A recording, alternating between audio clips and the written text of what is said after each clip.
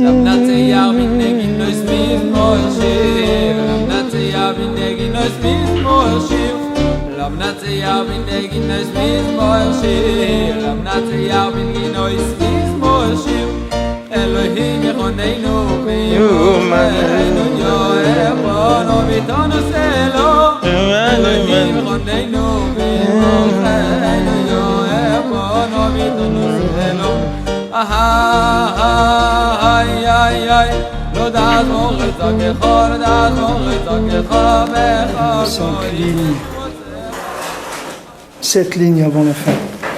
Valken kol ha'ma'aseh shel Boaz veRut haya bimei hakatzir. Tout le ma'aseh de Boaz et de Ruth, c'était pendant l'époque du katzir, c'est-à-dire pendant les moissons. Comme je katuv vehema ba'u בתחילת קציר שעורים ודרשו רבנו ז"ל בקציר האומר הכתוב מדבר. Alors c'était le début des moissons et la Torah elle nous dit que c'était pendant le Homer. וכן אחר כך כל הפרשה מדבר בעניין הקוצרים שאז מצאה רות את בועז, היינו כנ"ל. Et après pendant tout le temps de tout ce zman de moisson, c'est là où Ruth elle a rencontré Boaz. Donc on voit qu'il y a un rapport entre la moisson et l'union de Boaz et de la rencontre de Boaz et de Ruth. Ça veut dire que maintenant, pendant qu'ils ont fait la Ketzirat HaOmer, c'est ça qui a mis en place, qui a favorisé le moment pour que Boaz et Ruth ils se rencontrent. C'est-à-dire que les Maaseh mettent en place le principe de la Géoula, de David Amelech et de la Géoula. Parce que quand maintenant Boaz rencontre Ruth, ça va donner David. Maintenant, Ruth, c'est quoi? Ruth, c'est une guillorette, c'est-à-dire c'est une prétendante à la Géroute, c'est-à-dire c'est quelqu'un qui vient de très loin et qui veut se rapprocher d'Hachem. Qui est-ce qu'elle rencontre? Boaz. Boaz, c'est le tzaddik Ador. Maintenant, cette union-là, d'un point tellement éloigné, avec le point le plus culminant du Ham Israël, ça va donner Mashiach, puisque maintenant, entre ces deux-là, il y a tout le monde. Puisqu'il n'y a pas plus loin que Ruth, et il n'y a pas plus près que Boaz. Donc, il n'y a pas plus près d'Hachem que Boaz, et il n'y a pas plus loin que Ruth. Donc, entre les deux, il y a tout le monde, tout le reste du monde qui va trouver son chemin par le fait que Ruth elle va être mégalée des tzot qui sont Mashiach. C'est ça Mashiach, c'est ça David Amelech.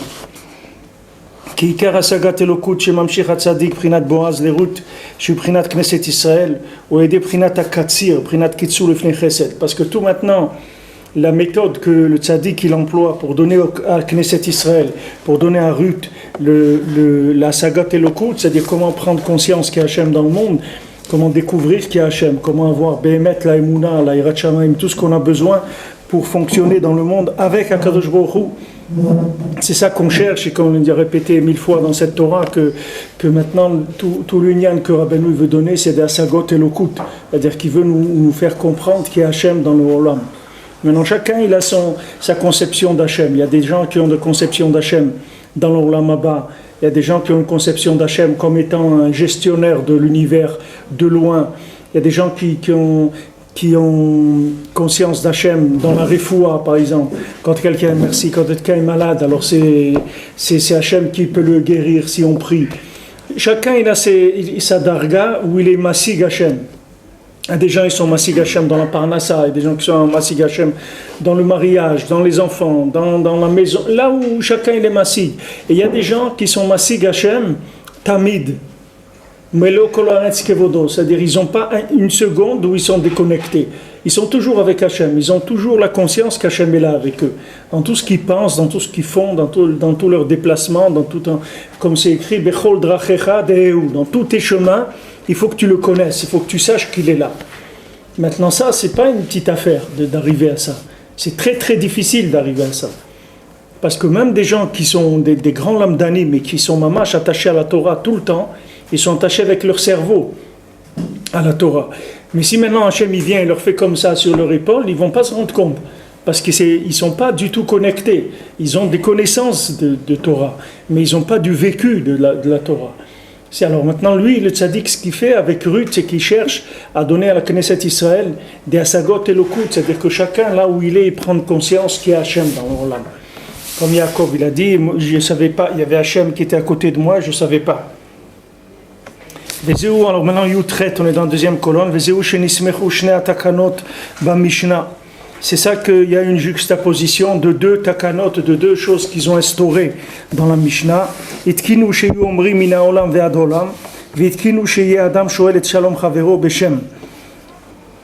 Alors ils ont fait, c'est écrit dans la Gemara Brachot à la fin, que les Chamim, ils ont dit qu'on ne va pas dire Mina Olam, parce que quand on disait Mina Olam dans la Tfila, alors les apikorsim, ils disaient qu'il n'y a qu'un seul Olam. Ils disent voilà, regardez, la preuve c'est quand vous priez, vous disiez Mina Olam. Alors Khamim, ils ont dit, on va dire maintenant Mina Olam ve'ada Olam, pour dire qu'il y a deux mondes.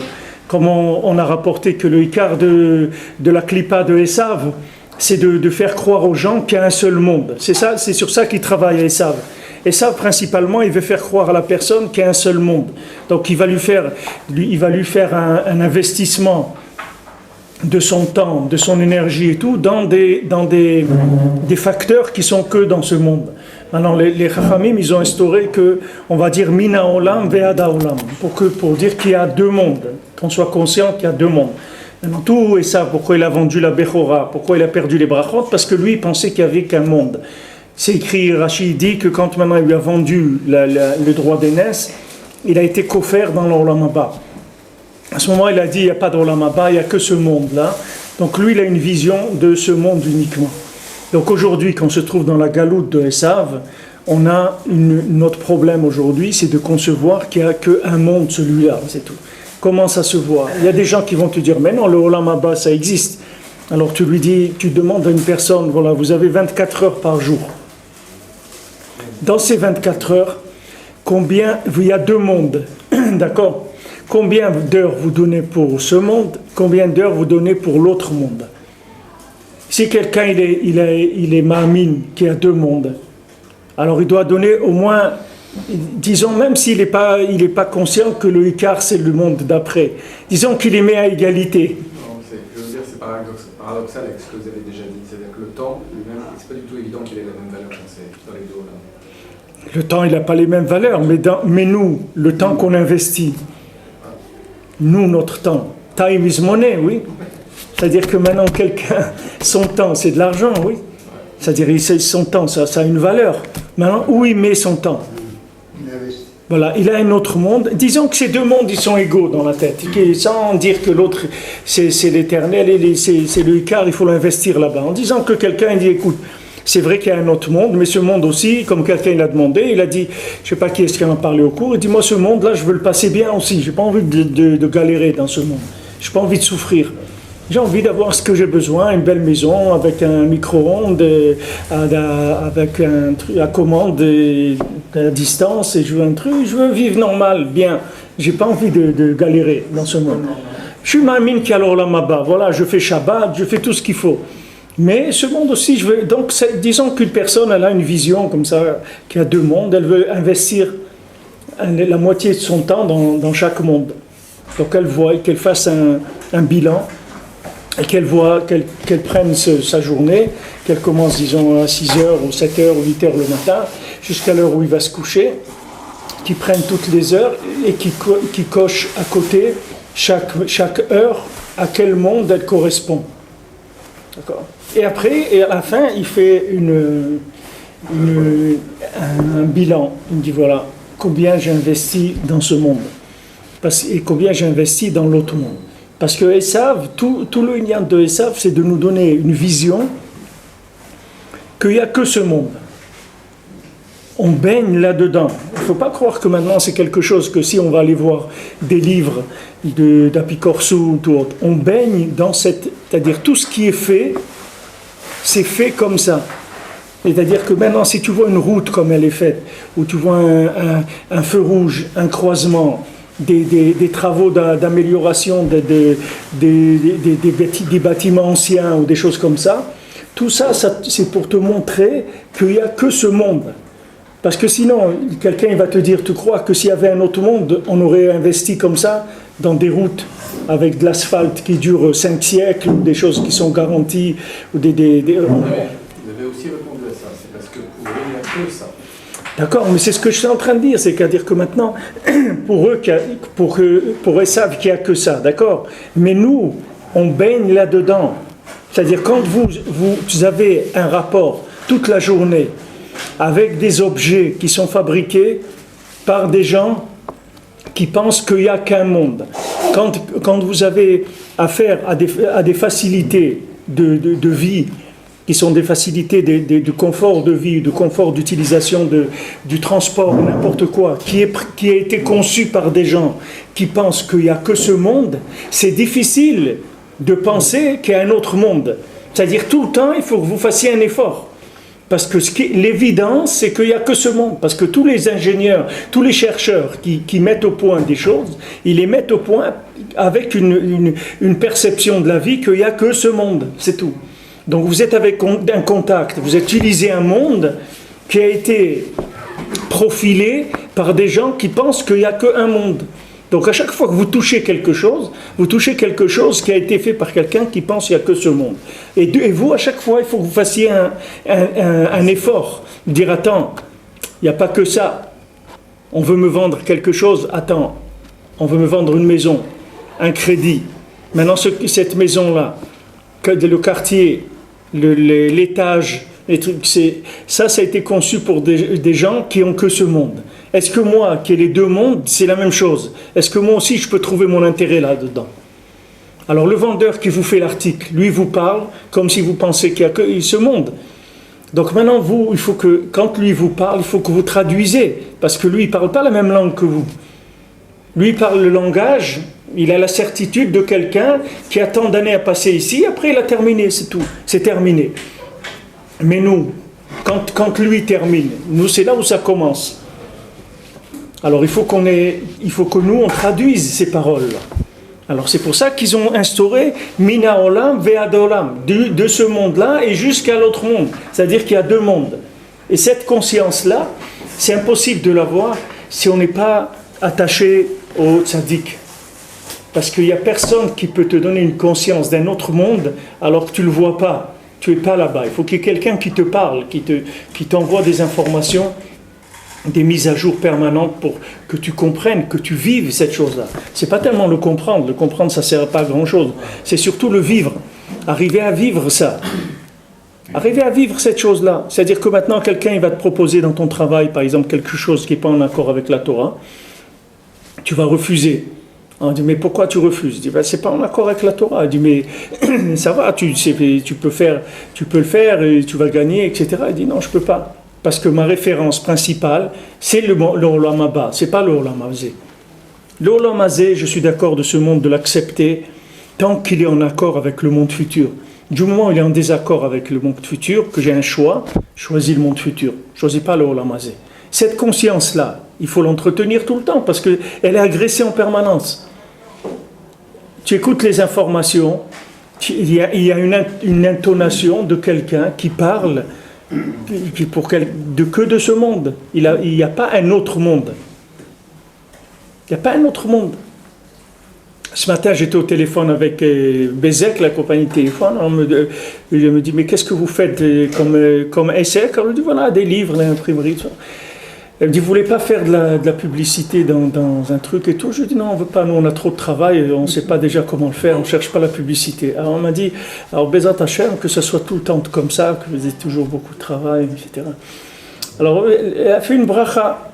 Elle dit, maintenant, qui est-ce qui va te faire une bracha comme ça dans le monde? Quelqu'un qui travaille dans la compagnie de téléphone, qui veut te proposer. Qui est-ce qui va te faire une bracha? Il faut... Ce que tu ne sais pas, c'est que tu vas recevoir la facture de la bracha. Tu vas la recevoir bientôt, ça c'est autre chose. Qui est-ce qui va penser comme ça? Il faut des gens qui soient en connexion avec les deux mondes, qui savent qu'on peut être mévarer, c'est-à-dire on peut faire descendre quelque chose qui vient du Olam Haba dans l'Olam Hazé. Alors quand les Chachamim si les Chachamim ils ont fait ça, ça veut dire que c'est pas une chose qui est évidente.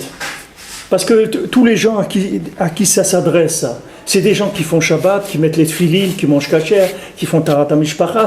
On ne s'adresse pas à des gens, quand on change le noussar de la tefila, c'est pas pour des gens qui connaissent pas la tefila, c'est des gens qui sont dedans. Mais ils ont vu qu'il y avait un tel kohar d'apikorsout dans le monde que Esav, il était en train tellement d'être mitgaber, que les gens, dans leur tefila, le fait qu'ils disaient Mina Olam, alors ils disent quel Olam? Voilà, Mina Olam, Olam Hazé.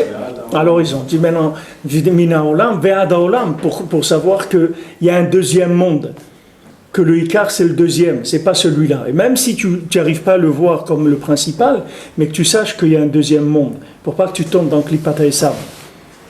Parce que si tu tombes dans Klipat Esav, ça veut dire c'est Klipat Esav, c'est Parnassa. C'est la tombe en Parnasse, c'est Parnassa à gogo, c'est-à-dire on ne fait que ça. Qu'est-ce que tu fais? La Parnassa, on cherche. Hein? Le mont Parnasse. Voilà, le mont Parnasse, c'est lui le mont qui farnesse tout le monde, qui est arrivé à embobiner tout le monde. Embobiner le monde entier, qu'il faut courir derrière la Parnassa, il faut aller derrière la Parnassa tout le temps, sinon on ne peut pas s'en sortir. Ça, c'est Esav, il a mis en place ces systèmes et les gens, ils y croient et ils rentrent dedans et ils font des formations et des déformations et tout ce que tu veux pour arriver à être mitparnès bien. Et en plus, la plupart, en plus, ils les roulent, ils ne leur donnent pas. Ils ne leur donnent pas. S'ils leur donnaient en plus. Mais même dans ce monde-là, c'est comme sa bracha à lui. Lui croyait qu'il allait prendre la bracha. Même lui s'est fait avoir. Alors les autres, c'est pareil. Il leur dit, vous aurez ça, vous aurez ça, vous aurez ça. À la retraite, vous aurez droit à ça, vous avez droit à ça. Ils n'ont droit à rien du tout. Vous n'avez pas lu, derrière en gris, il y avait écrit que si maintenant vous avez telle chose, alors ça ne marche pas. Dans tel, si vous changez d'adresse, ça ne marche pas. Si vous n'avez pas 3 enfants minimum, ça ne marche pas. Et voilà, il y avait des conditions. Ces conditions, il fallait les lire avant. Il dit, mais j'ai travaillé 30 ans. Il dit, on s'excuse, on vous a fait un contrat, c'était clair. Tout était clair, c'était en gris. Et c'était écrit en gris derrière. Tout était bien expliqué. Chez les Japonais, tu sais que c'est clair chez les Japonais. Chez les Japonais, le patron, il appelle papa, et l'entreprise, il appelle maman. Et avant de travailler le matin, il remercie papa et maman, ils font une sorte de prière, après ils se mettent au travail. Ils font Kibbutz Avayim. On la Kibbutz Avayim avant le travail. En japonais. Donc maintenant, ils ont fait ces deux choses-là. Ils ont instauré qu'on doit évoquer l'existence de deux mondes, et en plus qu'il faut dire shalom à son chaver avec le Shem Hashem. Donc tout ça c'est un système. Toutes ces deux choses-là, c'est pas Stam qu'ils ont dit ces deux choses-là. D'après ce qu'on a étudié, vous voyez que c'est un système qu'ils ont mis en place. C'est-à-dire shalom avec le chaver. Pourquoi shalom Beshem Hashem? Parce que quand tu fais shalom avec le chaver, tu attires le Shem Hashem, qui est la conscience d'Hashem dans la matière, et avec ça, tu peux prendre conscience qu'il y a un autre monde. C'est lié, les deux choses, elles sont liées, elles travaillent dans le même sens, les deux attitudes.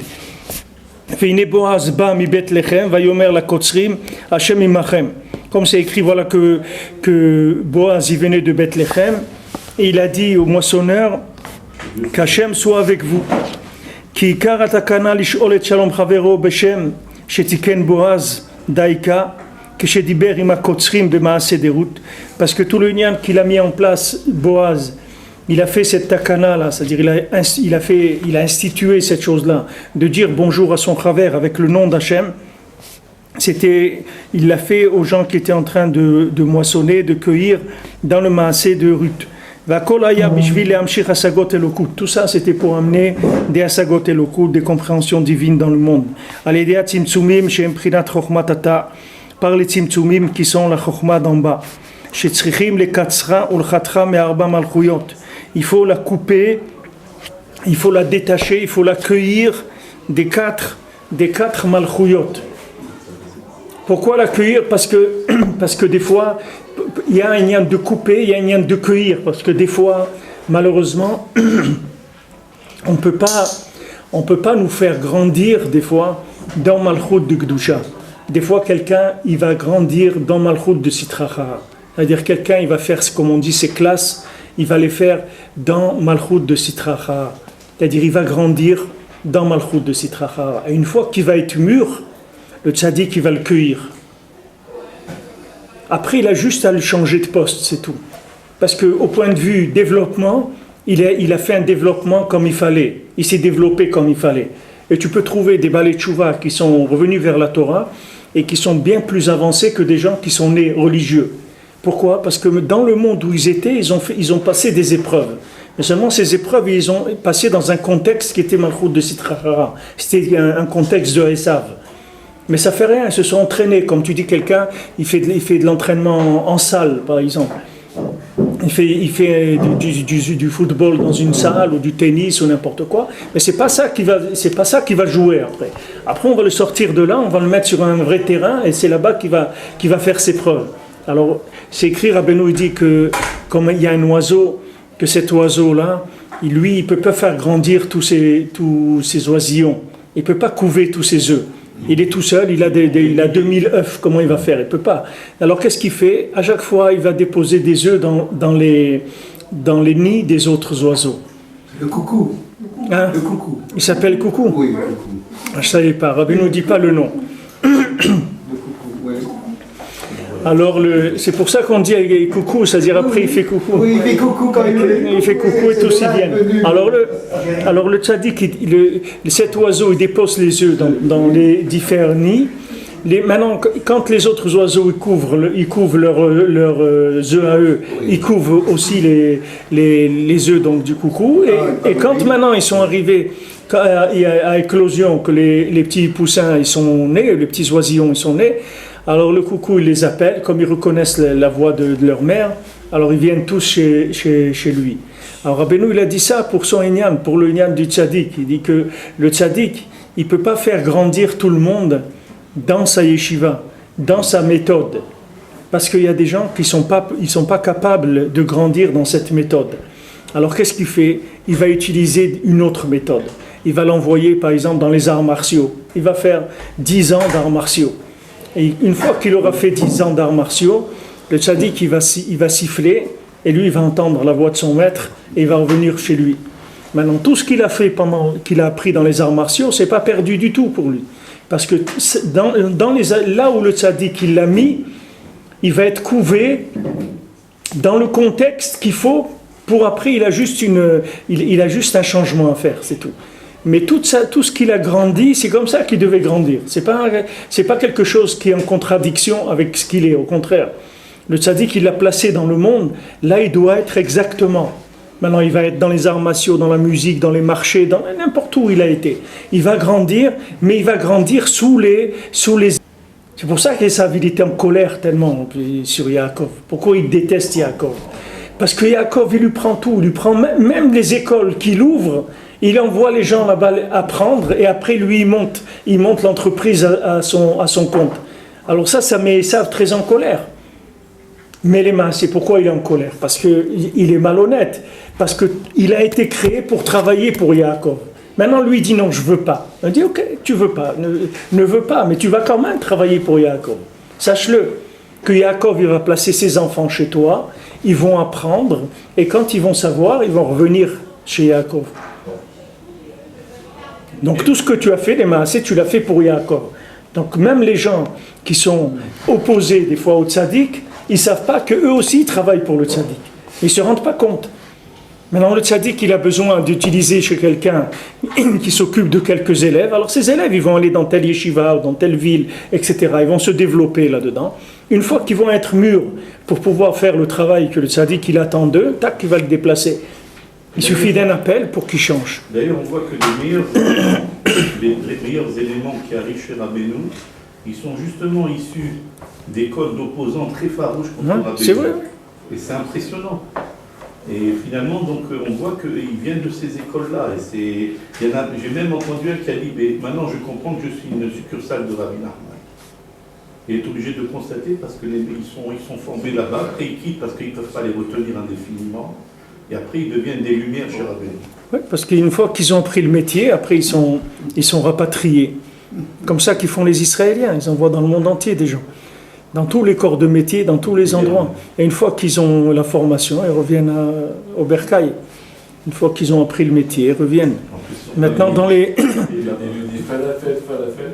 Hein? Il lui dit falafel.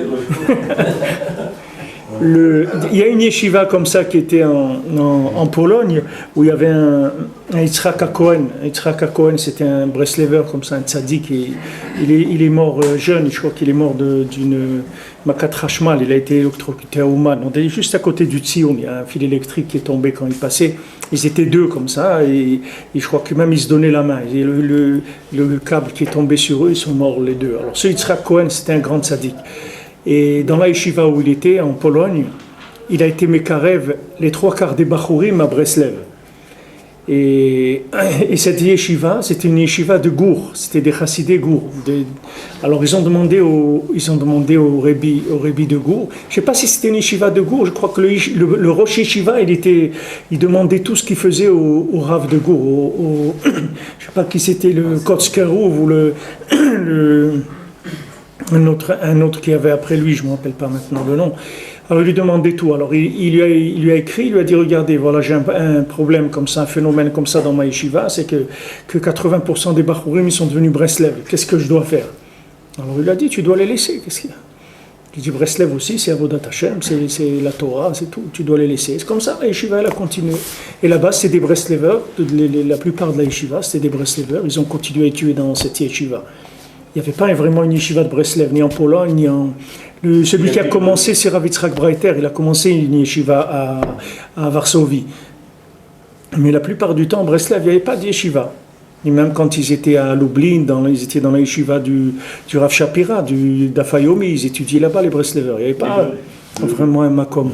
Le pilpoul des yeshivot, il vient à partir du problème qu'ils avaient vis-à-vis des universités.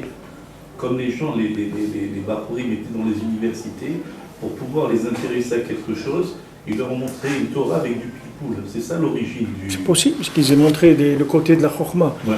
En tout cas, ce principe-là, c'est un principe nifla de savoir ça. Que les Maaseh, quelqu'un, il ne faut pas qu'il pense qu'il n'était pas bien et maintenant il est devenu bien.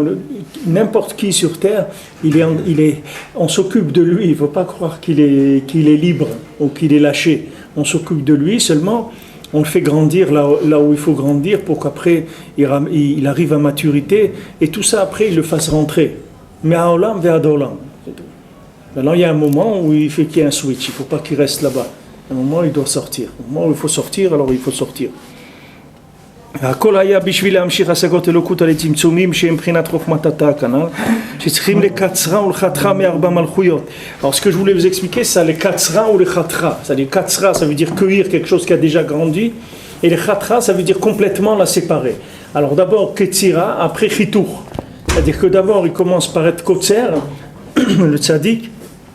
Après, complètement, il est roter, c'est-à-dire il enlève complètement. C'est-à-dire que la personne n'a plus du tout de rapport avec ce monde-là d'où elle venait. C'est pour ça qu'il y a aussi cette erreur chez Balei Tshuva. Ils arrivent des fois à faire Ketzira, mais ils n'arrivent pas à faire Chitour. C'est-à-dire que des fois, s'ils sont venus d'un monde où ils étaient par exemple des professionnels dans un domaine, dans un autre, alors ils ont nostalgie de ça. Mais ils ne savent pas que c'est la même chose. Ils n'ont pas besoin de chercher un lévouche, un vêtement qui est un vêtement de Esav. Quelqu'un qui était dans les arts martiaux, quelqu'un qui était dans la musique, ou quelqu'un qui était dans la peinture, ou dans n'importe où. Il n'a pas besoin de rester attaché au lévouche de la chose. Parce que la malchoute qu'il avait dans cette chose-là, le point de pouvoir qu'il avait, il existe dans la Torah. C'est l'origine de cette chose-là. Et s'il lâche cette chose-là, il va trouver l'autre.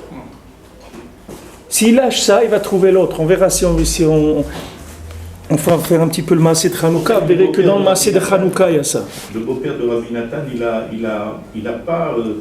a défendu quand sa fille se plaignait que son mari, il allait chez Rabbeinu. Il a dit si c'est un femme qui étudie encore plus qu'avant, laisse-le, c'est pas... C'est pas un qui lui a dit laisse-le. Il lui a dit tu dois frotter le parterre avec ton nez pour lui amener Parnassa. Tu dois sortir dans la rue, frotter le parterre avec ton nez pour amener Parnassa à ton mari. Parce qu'il lui a dit il étudie encore plus que ce que je l'ai connu. C'est un tzaddik. Il a vu que Rabbeinu, les Maaseh, qu'est-ce qu'ils faisaient des gens.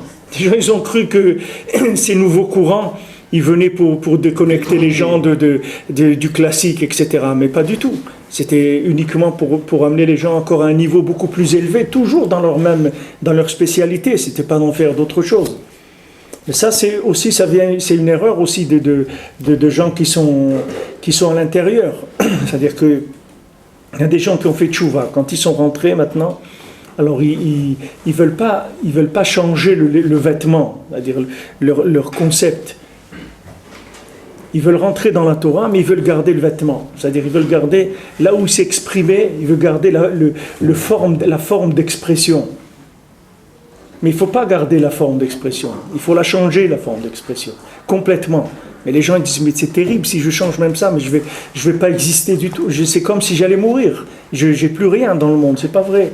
Dans la Torah, tu as exactement le même vêtement que tu avais là-bas, et beaucoup plus sophistiqué, beaucoup plus profond. Seulement, on ne va pas te permettre de mettre les deux en même temps.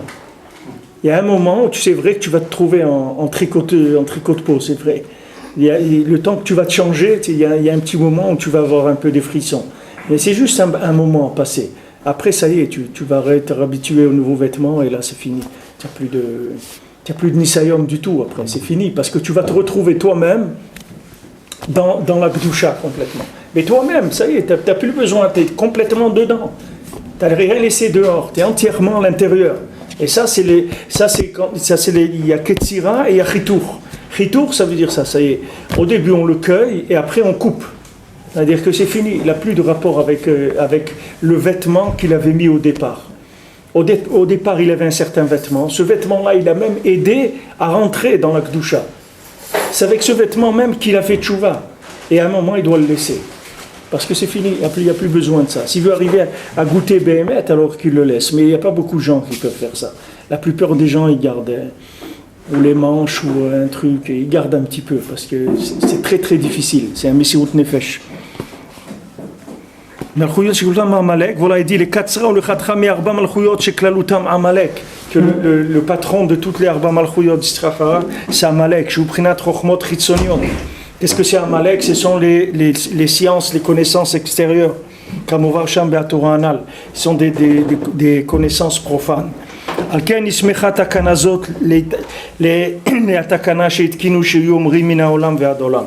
C'est pour ça qu'il y a une juxtaposition entre ces deux choses qu'ils ont instaurées, c'est-à-dire de dire bonjour avec le Shem, de dire shalom avec le Shem Hashem, et aussi de dire Mina Olam Ve'adolam. Shu bishvil achniya la'akor da'at haminim, apikorsim shomrim en olam ela echad. C'est pour arracher cette conscience-là qui veut l'amener dans le monde des apikorsim, qu'il n'y a qu'un seul monde. C'est ça le but de Amalek. Amalek, ce qui veut faire croire aux gens, c'est qu'il n'y a qu'un seul monde. Tous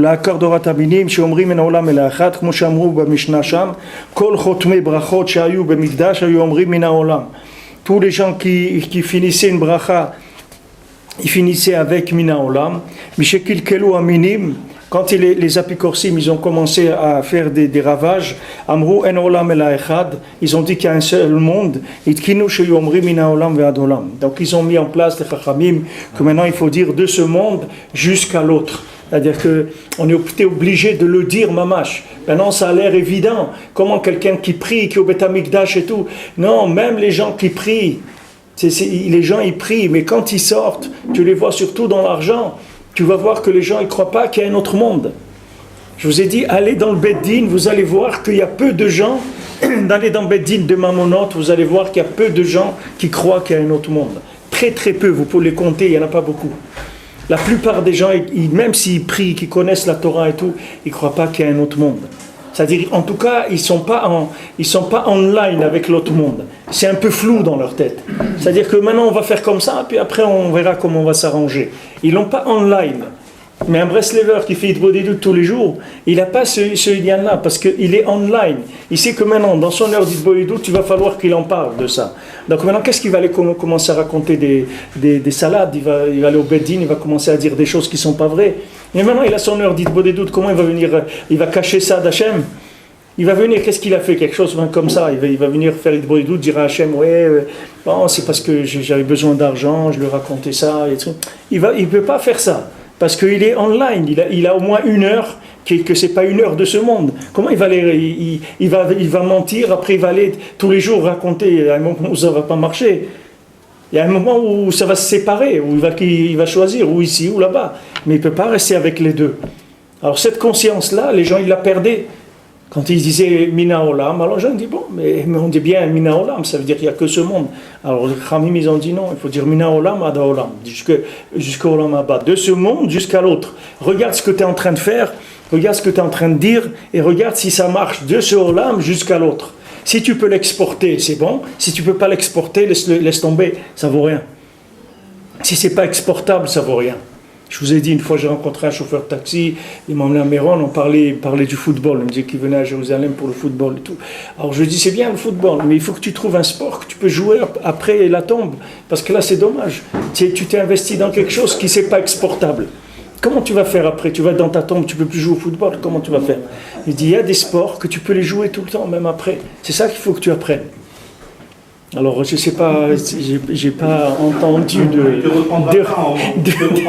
réponse immédiate, mais j'ai vu qu'il était un petit peu... Non, il faut tout, chaque chose, mina olam ve'ad olam. Chaque chose que tu fais. Tu t'es marié, mina olam ve'ad olam.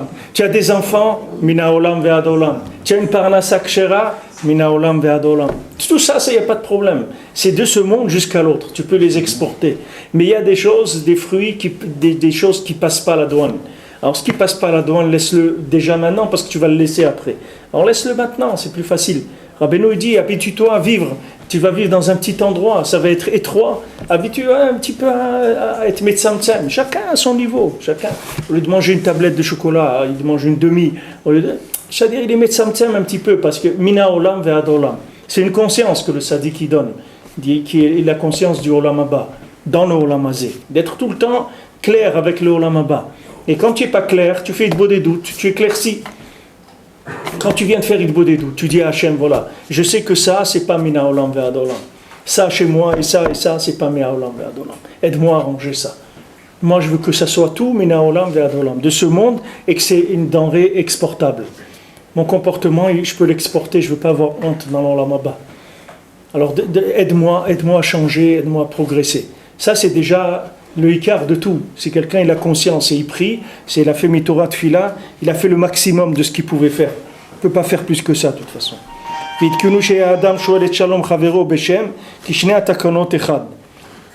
Ils ont dit que le chaver, quelqu'un il doit dire bonjour à son chaver avec le Shem Hashem, parce que les deux takanot, elles sont qu'une seule. Donc, Bezat Hashem, ça on continuera à partir de là dimanche. Maintenant, je vais faire un petit peu rapidement ce que Rabbeinu dit dans le Chaim Oran, c'est passage P, si c'est le même mise en page alors et ça c'est le premier jour de Hanouka, Acharad Lakatne Hanouka, après qu'ils aient allumé le nerf de Hanouka le premier soir. Oreach Nichnas le Balabait, il y a un invité qui rentre chez le Balabait, et Charles à Balabait mais a une parnasatra. Première chose, qu'est-ce que tu fais dans la vie? D'où tu as l'argent? Qu'est-ce que tu fais? What do you make? Voilà. What do you do? Ve'eshivlo en lo parnasa kvua. Il lui a dit comme ça, j'ai pas une parnasa kvua bebeti, j'ai pas une parnasa fixe dans ma maison.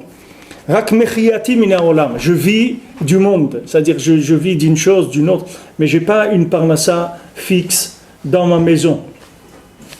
Veshallo matalomed. Il lui a dit, qu'est-ce que tu étudies? Il lui a dit ce qu'il étudiait. Rabbi ne nous dit pas quoi, mais il lui a dit, voilà ce que j'étudie. Vayu mesichim yachad. Ils parlaient ensemble. C'est ce qu'ils ont commencé à parler de choses qui sortent du cœur. Il a commencé le balabait à désirer beaucoup. Comment on arrive à comprendre et arriver à un niveau dans la Kedusha?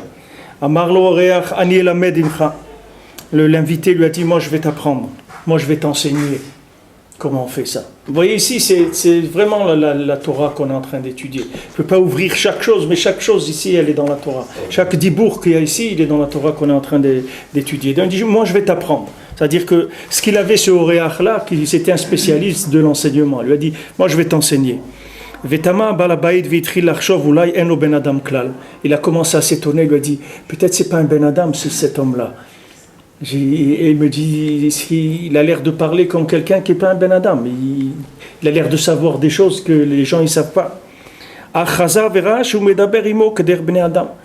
a vu qu'il parlait avec lui comme tout le monde. Alors, il dit, bon, ça va, il parle comme tout le monde, il est là, il est pas, c'est pas un... Tout de suite, ça s'est renforcé la confiance en lui d'être ma'amin dans cet invité. Tout de suite, il a commencé à l'appeler mon maître. Et ça n'a pas pris beaucoup de temps, ça a pris une discussion. Une discussion, il a commencé à appeler mon maître.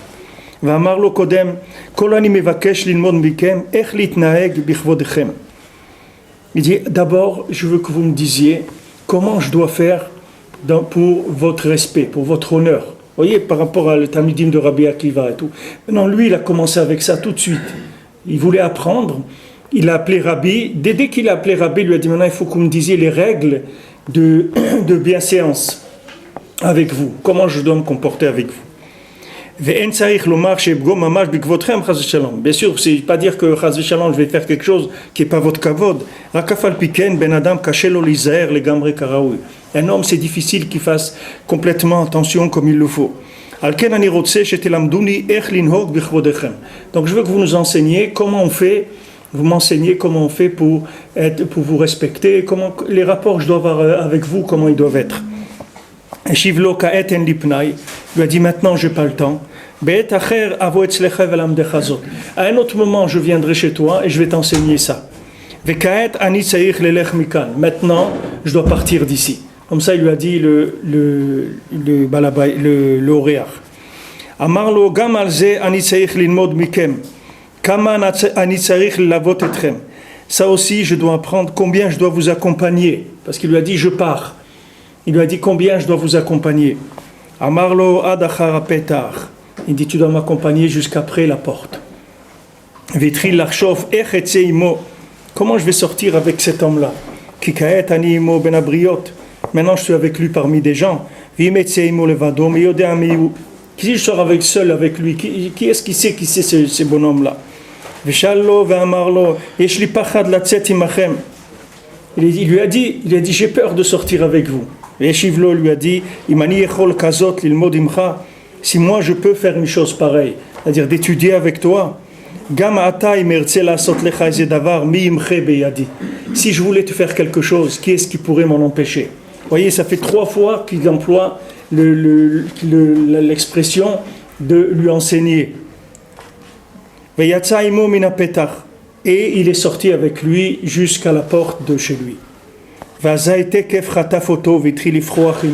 Dès qu'il est sorti, l'invité, il l'a attrapé et il s'est envolé avec lui. Il a commencé à voler avec lui. Vaya Carlo, il avait froid, il volait, il l'a pris dans les airs, il volait. Velakach malbouche venatano. Alors l'invité, il a pris un vêtement et il lui a donné. Vous voyez, tout le maasé, vous pouvez tout seul, avec tout ce qu'on a appris dans la Torah Lamed, chaque expression ici, elle a son makom dans la Torah Lamed. Je ne peux pas ouvrir, parce que sinon on va rester au milieu. Amarlo kach ze amalbouche veitav lecha. Prends ce vêtement, et ce vêtement, il va être bien pour toi. Ve'ye lecha achila ushtiya ve'kol tuv. Et tu auras avec ce vêtement-là à manger, à boire et tout ce qu'il y a de bien. Ve'teshev bebetecha. Et tu resteras chez toi à la maison. Ufarachimo, il s'est envolé avec lui. Donc il lui a dit voilà. L'autre, il avait froid. C'est-à-dire qu'il avait froid. Ça veut dire qu'est-ce que c'est le froid? C'est ce que je vous ai dit quand on change de vêtements. On a froid. C'est-à-dire quel est le froid? C'est qu'on n'est pas habitué à ce mode de vie. Il a dit tu m'emmènes dans l'air, je vole avec toi. Des grandes idées, des inyanim, des bodedou, des chatzot, des rosh Hashanah, des choses comme ça. Mais j'ai froid moi. C'est-à-dire j'ai pas des vêtements pour ça. Moi, regarde d'où je viens, ma famille, mes parents, mes frères et tout. J'ai pas. Alors on lui a dit voilà un vêtement. Voilà, prends ce vêtement. et tu mets ce vêtement et tu auras tout ce que tu as besoin. Tu auras à manger, tu auras à boire et tu auras ta parnassa dans ta maison. Tu n'auras pas besoin de bouger. Et il a pris, il s'est envolé. Alors après, le balabait, il regarde, il voit qu'il est chez lui à la maison. Il ne croyait pas qu'il était chez lui. Maintenant, il s'est envolé avec le Oréar. Comment maintenant il est chez lui? Mais il regarde et il voit qu'il est en train de parler avec des gens. Il mange, il boit et il parle avec des gens. Il voit maintenant qu'il vole encore comme au début. Il regarde encore, il voit qu'il est chez lui à la maison. Encore il regarde, il voit qu'il est en train de voler.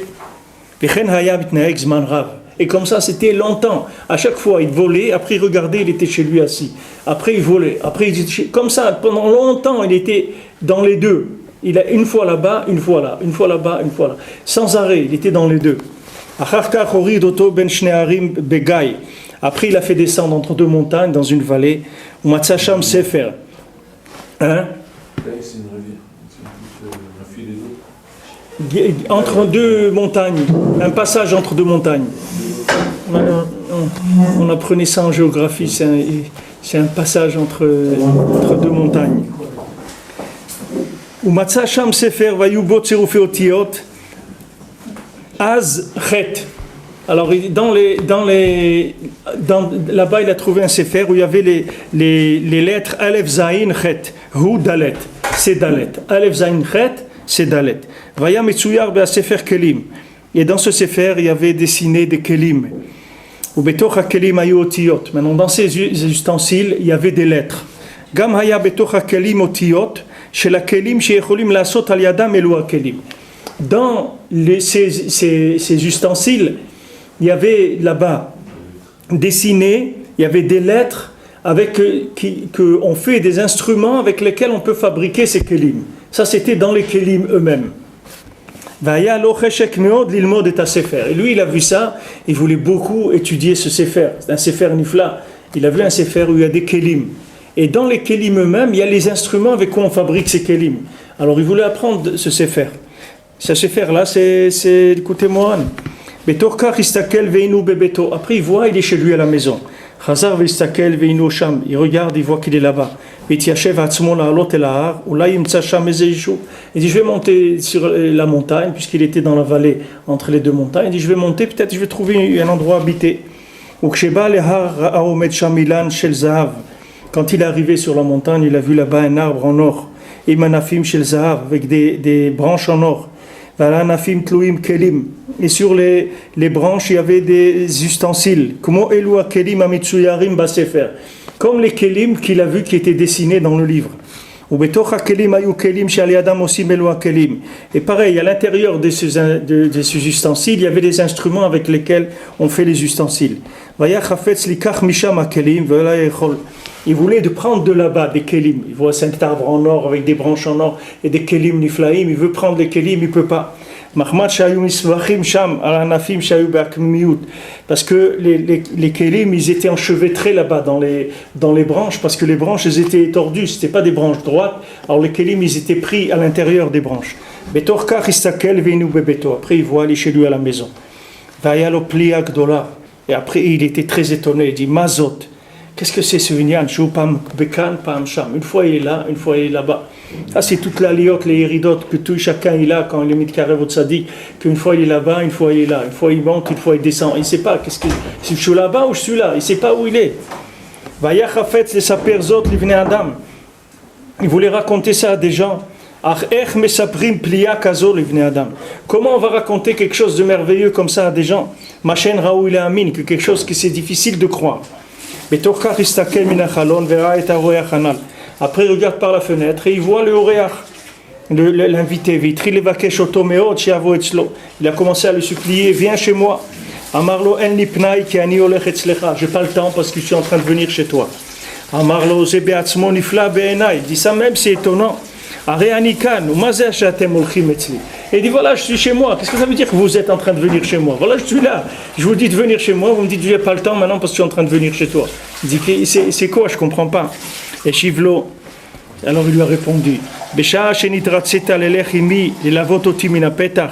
Au moment où tu as voulu aller avec moi, c'est-à-dire m'accompagner jusqu'à la porte. Az lakarti mimcha neshama. Je t'ai pris ta neshama. Venatati la levush min Gan Eden atachton. Et j'ai donné à ton âme un vêtement du Gan Eden, du paradis inférieur. Va nefesh ruach nish'ar etzlecha. Maintenant, ton nefesh et ton ruach, ton âme animale et ton souffle, ils sont restés chez toi. Donc il lui a pris la neshama, il lui a donné à la neshama un vêtement du Gan Eden atachton. Et maintenant il a laissé chez lui le nefesh, c'est-à-dire le côté animal, et le souffle. Alken kesheata medabek mashavatcha lesham. Quand tu attaches ta pensée là-bas, c'est-à-dire à l'endroit de la neshama, attacham, tu es là-bas. Ve'ata mamshich ha'ara mimenu elecha. Et tu attires une ha'ara, une lumière de lui, c'est-à-dire du vêtement de la neshama, jusqu'à toi. Ksheata choser lekan atakan. Et quand tu reviens vers ton âme, ton nefesh animal et ton souffle à toi, alors tu es là.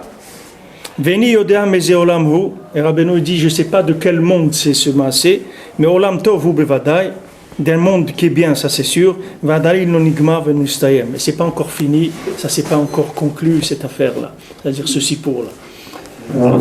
Qu'il a fait le Oréach, le Oréach, parce qu'on va finir, mais il lui a donné un vêtement sur sa neshama, pour sa neshama. C'est-à-dire que maintenant, les maasés, quand tu viens chez le tzaddik, il te donne un vêtement pour la neshama. Quelqu'un, il vient à Ouman, quelqu'un, il fait les tzot de Rabbeinu, il fait Dvodedut, il fait Chatzot, il fait ce qu'il peut dans le lien de Rabbeinu. Rabbeinu lui donne un vêtement à sa neshama.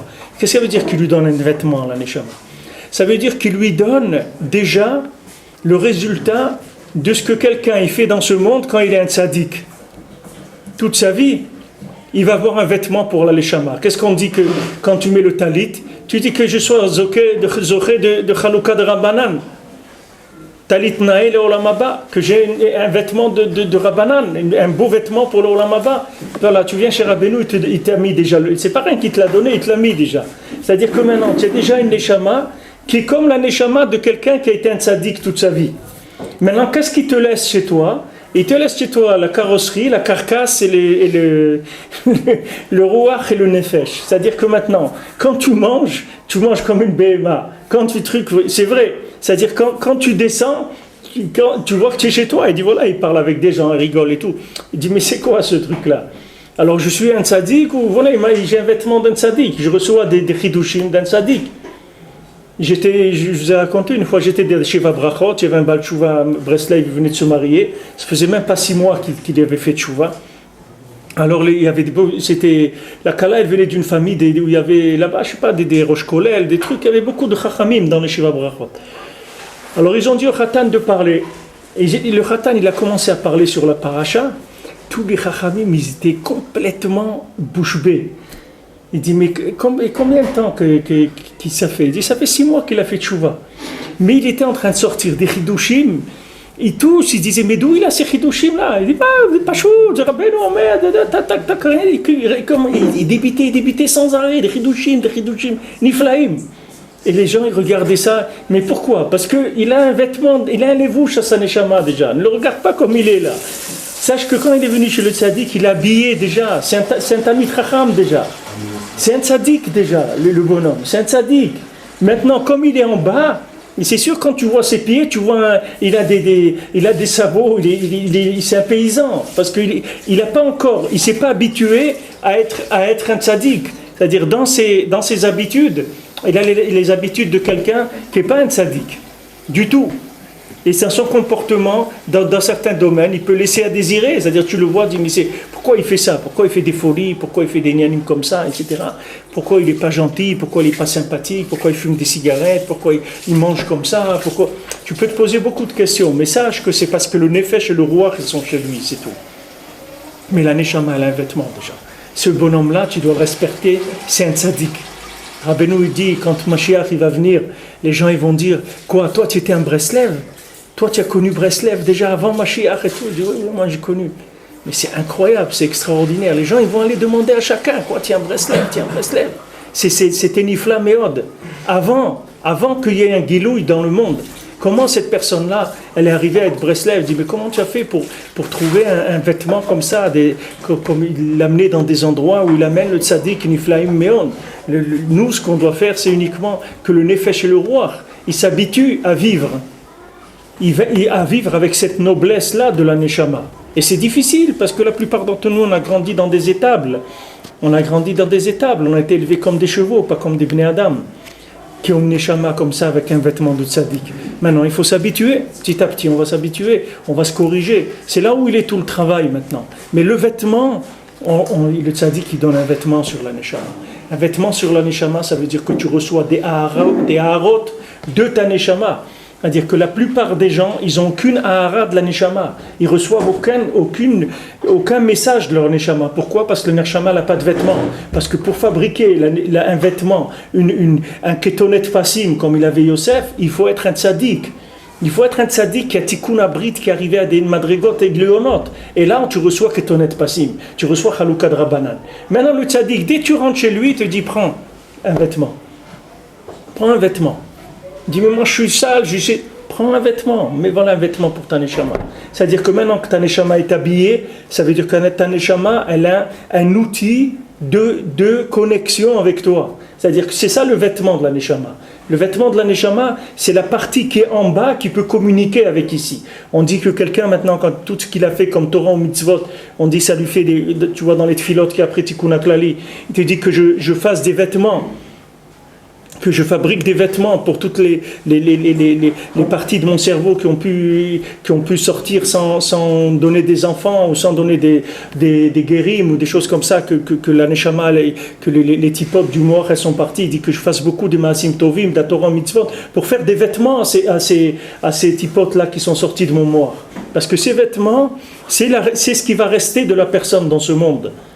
C'est ce vêtement-là. Maintenant, quand quelqu'un vient chez le tzaddik, lui, il ne se rend pas compte. Mais il a déjà le top de ce que quelqu'un il va avoir en faisant Avodat Hashem toute sa vie. Toute sa vie, quelqu'un il va se fatiguer et c'est pas sûr du tout qu'il va arriver. Et lui, dès qu'il rentre, il lui donne ça, tout de suite. Et il commence à avoir des harots de la neshama. Alors le problème, c'est que de vivre maintenant, c'est-à-dire lui, c'est un nouveau riche. C'est ça un Baal Tshuva. Breslev, c'est un nouveau riche. Il faut faire attention. Qu'il n'ait pas de l'orgueil, qu'il ne soit pas mes alzels là-dedans et tout. Et après, il y en a qui s'énervent, disent, mais attends, mais regarde comment je suis et tout. C'est vrai, j'ai des chidouché Torah, je fais des choses et tout, mais regarde à côté comment je suis. Il y a des contradictions énormes, mais c'est normal. Il lui a dit, quand tu penses là-bas, tu es là-bas. Quand tu penses ici, tu es là. Quand tu retournes vers le nefesh et vers les bêtises, etc., alors tu es là. Et quand tu penses à la neshama, alors tu es là-bas. Et les deux, ils communiquent comme ça. Ça, c'est Rabbeinu l'a raconté après la Dlakat Nerot du premier soir de Hanouka, parce que bon, tout le lien de Hanouka, il est là. C'est lequel alors? C'est quel chapitre?